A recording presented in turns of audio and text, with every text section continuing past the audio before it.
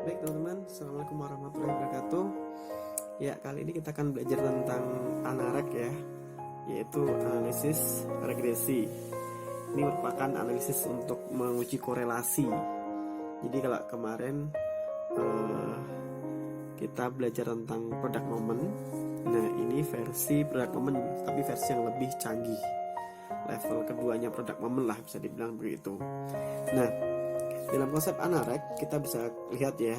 Jadi ANAREG tuh pada prinsipnya juga akan menguji variabel bebas terhadap variabel tergantung. Jadi sejauh mana variabel bebas itu mempengaruhi atau memberikan sumbangan atau bisa memprediksi variabel tergantung. Makanya di sini ada yang namanya prediktor, disebut juga dengan prediktor variabel bebas itu dilambangkan atau simbolkan dengan X. Sedangkan variabel tergantung itu disebut juga dengan kriterium, dilambangkan dengan Z. Nah, kalau kriterium maka itu berarti hanya satu saja. Jadi variabel tergantung nanti dalam analisis regresi ini, variabel tergantung itu pasti satu, maka disebut dengan kriterium. Kalau banyak itu namanya kriteria. Makanya teman-teman kalau ada kriteria itu kan biasanya lebih dari satu ya. Misalnya kriteria calon idaman, nah itu kan satu apa, solehah misalnya, dua apa, pendidikannya, tiga apa, dan seterusnya, itu kriteria. Tapi kalau kriterium itu hanya satu. Nah, kemudian kita bisa lihat teman-teman dalam ANAREG ini ada beberapa bisa dibilang jenis atau tingkatan ya. Pertama adalah ANAREG satu prediktor. Berarti ini artinya adalah X-nya satu atau prediktornya satu. Kemudian untuk memprediksi Z, jadi cuma satu variabel bebas, satu variabel tergantung. Maka disebut juga dengan simple correlation karena cuma satu variabel bebas saja. Kemudian yang berikutnya adalah ANAREG dua prediktor. Nah, dua prediktor berarti X-nya 2, X1, X2 atau prediktornya 2 untuk memprediksi Z. Atau ANAREG 3 prediktor, berarti ada 3 prediktor ya, X1, X2, X3 untuk memprediksi Z.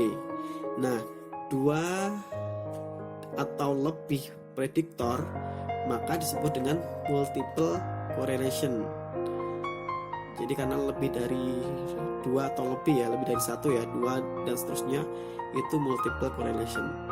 Jadi dalam penelitian bisa saja X-nya ini lebih dari 2, yaitu 3 atau dan seterusnya begitu.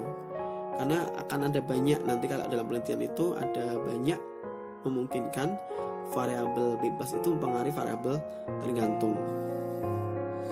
Nah, kemudian teman-teman harus ingat juga terkait tentang konsep korelasi. Masih ingat ya, ini pelajaran zaman SMA ya.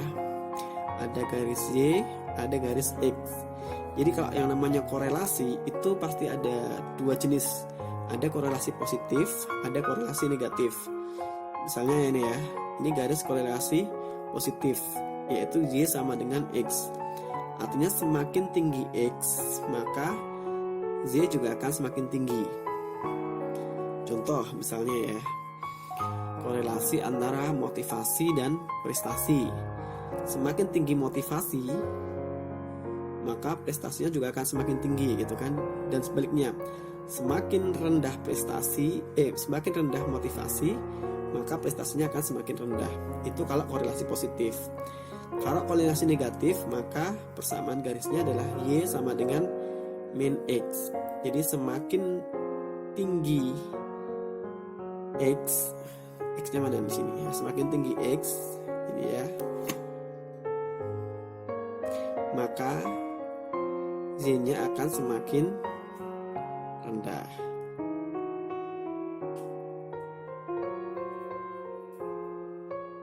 Ya, semakin tinggi X, maka Y-nya akan semakin rendah kan gini ya, garisnya ya ini.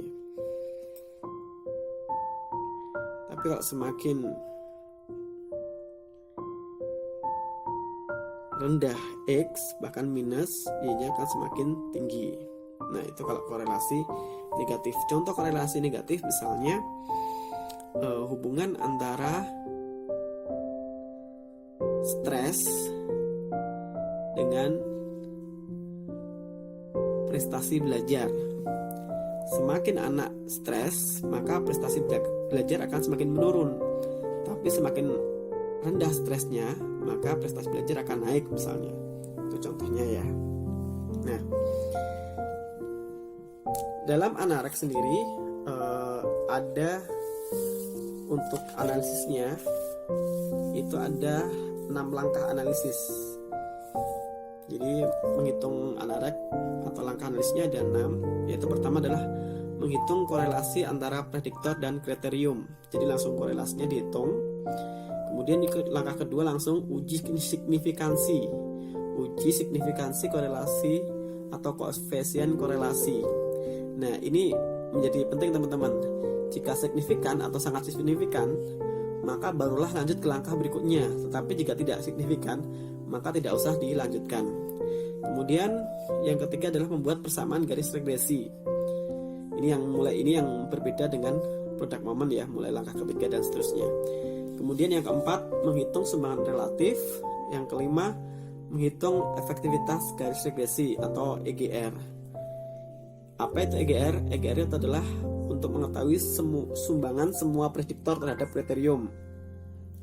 Maka kalau prediktornya cuma 1, maka nanti itu sama dengan EGR adalah sumbangan efektifnya gitu ya, kalau cuma 1. Kemudian menghitung sumbangan efektif yang terakhir.